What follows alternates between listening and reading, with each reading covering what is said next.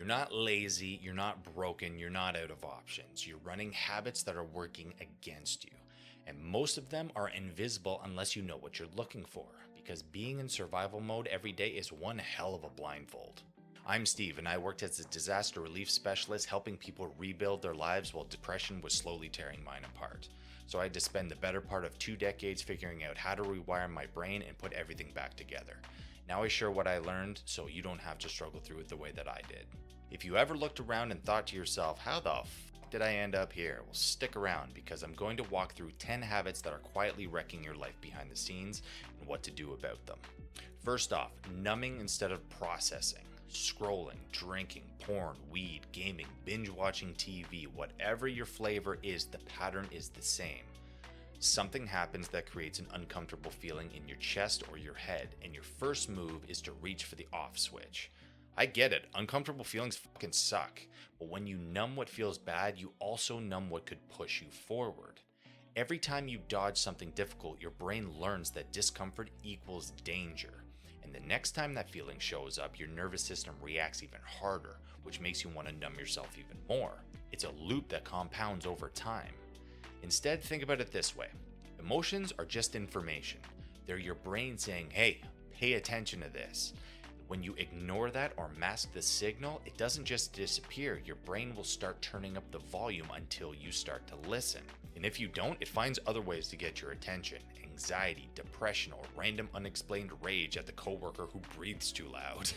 I thought I was managing my depression by smoking weed and losing myself in video games for hours every night. It turns out, I was just teaching my brain that it couldn't handle discomfort. The fix was to practice sitting with the uncomfortable feeling for a full 90 seconds, to let the chemical surge peak and then subside on its own without fighting it. Just being able to notice what's going on and putting a name to it will start pulling you back towards feeling normal again. Ask yourself, what emotions are you feeling? Where does the feeling live in your body right now? What does it actually feel like? Not the story your brain is telling you about it, the physical sensation itself. Pressure at the base of your skull, tension in your shoulders, tingling in your arms and legs. If you do that enough times, your brain starts to figure out, okay, we can survive this without needing to flip the emergency switch every time. Number 2, catastrophizing everything, turning minor setbacks into life-ending disasters in your head. You make one mistake at work and suddenly you're convinced you're going to get fired, you're going to lose your house, and you're going to die alone under a bridge. Your brain is trying to protect you by preparing you for the worst case scenario. The problem is, however, you're burning out your nervous system preparing for something that'll probably never happen. Your brain doesn't know the difference between a real threat and an imagined one, so you end up flooding yourself with stress hormones over hypothetical disasters all day. And if you do that long enough, you'll kill your ability to build any real resilience. When I worked as a disaster relief specialist, every status update request I got from upper management would send me into a complete spiral, convinced that our entire team was about to get shit canned. Because when you're constantly behind in a job like that, never feeling caught up, your brain starts catastrophizing everything. You get flooded with anxiety, which makes your performance worse, which then triggers more anxiety, and around it goes. I had to instead start reality testing those thoughts, asking myself, okay, what's the actual evidence that what I'm thinking is true? Not my feelings about it, not my fears, actual evidence. Then ask, what's more likely? Because usually the realistic outcome is way less dramatic than what your brain was spinning up. And then if the worst actually does happen, what's my plan? Because most of the time you'll realize that you'd figure it out because you always have before. Number 3 is chronic negative self-talk, that voice in your head calling you a fuck up, lazy, not good enough. You'd never talk to a friend that way, but you let that soundtrack run 24/7 on yourself without even questioning it. And that's especially damaging because of something called the reticular activating system, or RAS, which is basically your brain's filter for what gets your attention. It listens to everything you tell it. For example, if you tell yourself, I'm bad with remembering names enough times, your RAS stops trying to remember them because you've already programmed it to believe that you can't. You become your own self-fulfilling prophecy. Same goes with I'm lazy, I'm not disciplined, I'm terrible with money. Whatever you tell yourself, your brain is listening, and it's designed to prove you right, even when that information is garbage. I convinced myself for a very long time that my brain was broken, that I'd never get better, that I was too damaged to be of any use to anyone. And my brain made damn sure to find every piece of evidence that confirmed that story and ignored anything that didn't. If this is happening to you, start by noticing the voice, then realize it's not yours. It may sound like you, but it isn't. It's a background system with one job: to protect this meat suit by any means necessary. And it will try to make you believe some crazy shit too in order to do so. But just being aware of that voice and what it really is gives you more leverage than you think. When you catch it, pause and ask yourself, would I say this to somebody that I care about? If the answer is no, then reframe it. Not into some empty encouragement or anything that feels fake, into something neutral and actually true. Instead of, I'm such a lazy piece of shit, try, I'm struggling with motivation right now and I'm gonna figure out how to change that. You don't have to believe the reframe just yet, just stop actively programming yourself to fail. If you want to dig deeper into any of this, by the way, we have a free community that will help out with all of it. Links in the description if you want to check that out. 4. Making decisions during your worst emotional states. Quitting your job when you're pissed off, texting your ex at midnight when you're lonely, buying stuff you don't need when you're feeling down. That's what happens when you let the monkey brain drive while the rational part of you is locked in the trunk. Jesus Christ. When you're calm, you can think clearly, weigh your options, and make decisions that actually line up to where you want to go in life. When your emotions take over, however, your prefrontal cortex, the logical and planning part of your brain, goes offline and the amygdala takes over. Your fight or flight response kicks in and you have a driving desire for control and immediate comfort. I know I've made some of the worst decisions of my life when I was angry or scared. Said things I couldn't take back, walked away from things I should have fought for, bought things I didn't need to feel something that I couldn't name. All because I acted from an emotional state instead of waiting for the storm to pass. Emotions are temporary, but decisions made inside those emotional states can have permanent consequences. So instead, try to employ the 24-hour rule for anything significant. If you're feeling angry or anxious or whatever, give yourself 24 hours before making any real choice on something. During that time, write down what you're feeling. Get it out of your head and onto paper. And don't act on anything until you've slept and your nervous system has had a chance to regulate. Most of the time, what felt urgent and necessary in the moment looks completely different the next day. 5. Ignoring your body's signals. You skip sleep because there's too much to do. You eat garbage because it's convenient. You stop moving because exhausted people don't exercise.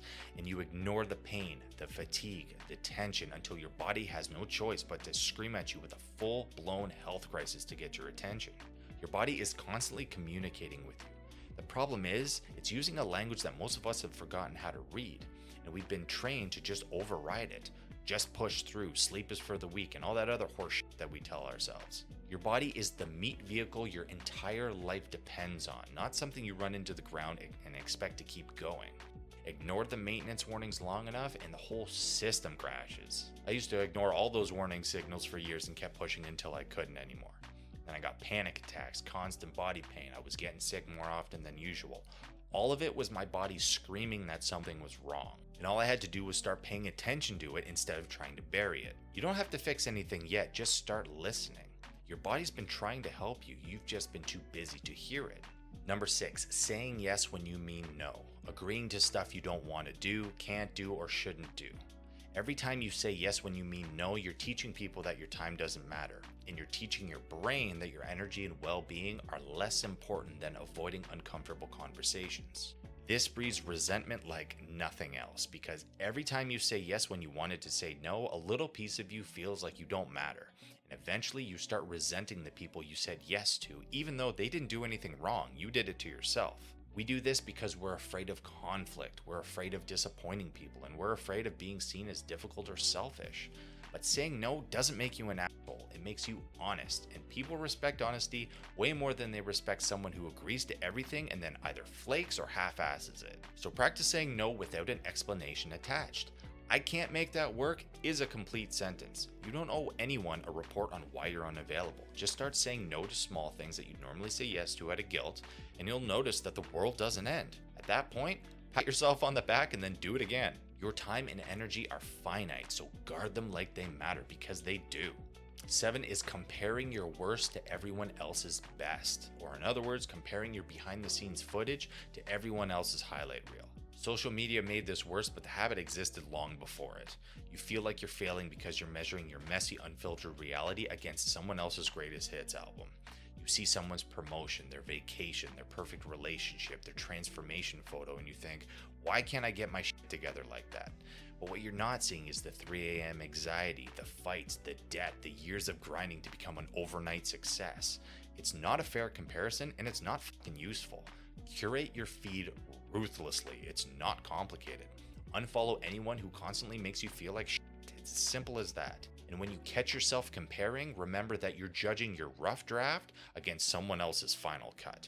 The only person worth comparing yourself to is who you were yesterday. That's the only metric that matters. Nobody is harder on you than you are because you notice flaws about yourself invisible to others. Don't misuse that awareness because you're not fighting fair when you hit yourself where you can't defend. Neck attack! Wanna go punch for punch? Oh, good one! I did not specify! Those first 7 are the ones that tend to run the deepest, but the last 3 are the ones that most people don't even recognize as habits because they feel so normal you stop questioning them. Number 8 is living on autopilot. You know the drill. Wake up, check your phone, work, eat whatever's fast and easy, watch TV, sleep, repeat. Before you know it, 5 years have disappeared and you realize that you haven't actually been present for any of it, just existing as a passenger in your own life. Your brain is designed to conserve energy, so when you're not awake at the wheel, it defaults to whatever you did yesterday, and the day before that, and the day before that. You become a biological robot running yesterday's program on loop. Think about the last time you drove home and couldn't remember the drive. That's autopilot. Now imagine living your entire life that way, not because you wanted to, but because you never made a choice otherwise. When you're on autopilot, you're not learning, you're not growing, you're not adapting, you're just going through the motions of everyday life. So how do we fix that? Start small with one intentional decision per day. Something as simple as deciding to get up when your alarm goes off instead of hitting the snooze button, or choosing one thing you actually want to do today instead of just letting the day decide for you. Autopilot isn't the enemy, it's a tool, but if you're not the one programming it, you're letting the past programming decide your future. Number 9, and this one fucked me up for years, all or nothing thinking. Missed one workout, might as well start fresh next week. Something went sideways this morning, well, the rest of the day is obviously ruined. Not sure you can commit to a new routine forever, but why bother even starting? That mindset kills progress and consistency faster than anything else. Every small slip becomes a total failure. Every mishap becomes a disaster. Every unknown becomes a potential threat to your comfort. But life isn't binary. It's not right or wrong, win or lose, perfect or disaster. There's a massive spectrum in between, which is where most of what's worthwhile actually lives, because your brain creates a false choice, flawless or nothing at all, because it all comes back to fear. Fear that if you're not perfect, you're worthless. Fear that if a situation doesn't go exactly as planned, it was a waste of time. Perfectionism isn't about having high standards for yourself. It's about a need for approval and control. You're setting a bar that's always out of reach and end up waiting for a perfect moment that never comes, doing nothing instead of something. Well, that was me in a nutshell. If I couldn't commit to a full hour in the gym, I wouldn't go at all. If I had a bad interaction with someone, I would immediately write them off. If I lost my temper, I'd completely shut down instead of trying to figure out how to salvage the situation. The problem wasn't what happened, it was my resistance to anything that didn't meet my expectations. The fix for this one is simple. Simple, but not easy. Practice having a good enough mindset when things don't go exactly as you planned. So if you missed a workout, do some push-ups, air squats, or go for a 10-minute walk instead. Something is always better than nothing. If you missed a goal you set for yourself, figure out what went wrong, fix it, and keep going. Doing something imperfectly is infinitely better than doing nothing perfectly. The only way to lose is to quit. And all or nothing thinking is just a fancy way of quitting. The same goes for if people or situations don't meet your expectations. Nobody gets it right every time the first time, and not every situation goes the way that you pictured it. That's life, man. But if you hold everything to an impossible standard, there's a good chance you're going to end up alone and miserable. Or you can get comfortable with the fact that nothing and nobody is perfect, including you. Then make the best with what you have. It's your call. And 10, waiting for motivation, which a lot of people get wrong. What makes this one tough is that it actually feels completely reasonable. Telling yourself, I'll start when I feel motivated, or I'll do it when I'm ready. But motivation isn't a prerequisite, it's a byproduct, which means you don't feel motivated and then act. You act, see some progress, and then feel motivated to continue. The order feels completely backwards to what makes sense, I know. So we sit around waiting for a feeling that only shows up after we've already started. A cold shower is a perfect example of this. Very few people feel motivated to jump into ice cold water. But after you do, you're glad that you did. That feeling that you were waiting for was on the other side of the thing that you were avoiding. So many times I've had to drag myself to something that I was dreading, only to find out that it wasn't nearly as bad as I thought. The dread is always worse than the thing itself. So stop asking if you feel like it. In the beginning, you rarely will. Just start. Do it for 2 minutes. Most of the time, you'll realize that starting is the hardest part, and once you start moving, ride that momentum and let it take you the rest of the way. These habits don't slap you in the face, they tear you down slowly. They're the background noise that you've learned to tune out, and that's exactly why they do so much damage. Numbing instead of processing, catastrophizing everything, chronic negative self-talk, making decisions during your worst emotional states, ignoring your body's signals, saying yes when you mean no, comparing your reality to everyone else's highlight reel, living on autopilot, all or nothing thinking, and waiting for motivation. Any one of these can slowly wreck your life, but all 10 running at the same time will leave you trapped in a life that you hate with no idea how you got there. You don't have to fix all 10 at once. Pick one, the one that hits the closest to home right now. Work on that for a week, then stack the next one on top. None of this is about becoming a different person. It's about stopping the habits that are working against the person that you already are. Because the people who turn their lives around are simply the ones who just got tired of their own bullshit, started making small changes, and refused to quit. And if you've made it this far in the video, you're not quitting. You've watched this whole thing, which means that some part of you knows that something needs to change. Don't ignore that. Start small, stay consistent, and give yourself the same patience you'd give someone that you actually care about. You've been running on a broken operating system for a long time. It didn't break overnight and it won't be fixed overnight, but it will happen, one habit at a time. I've seen it happen, I've lived it. And if I can climb out from where I was, so can you. If you're still not convinced you have what it takes, the video that's about to pop up on the right will help out with that, so give it a watch next. Until next time, keep moving forward.